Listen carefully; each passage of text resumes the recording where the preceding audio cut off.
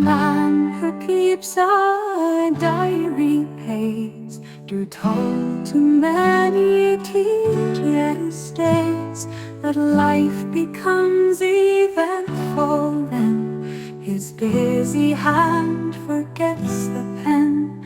Most books indeed are records less of fullness than of emptiness.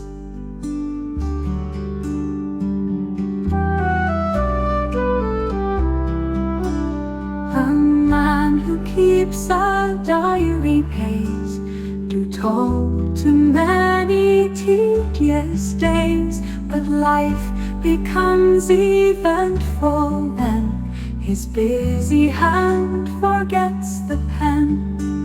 Most books indeed are records less of fullness than of emptiness.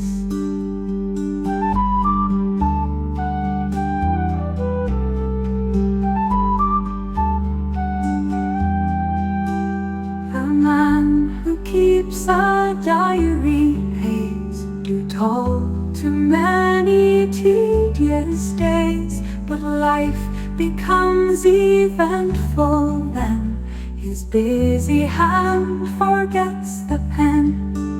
Most books indeed are records less of fullness than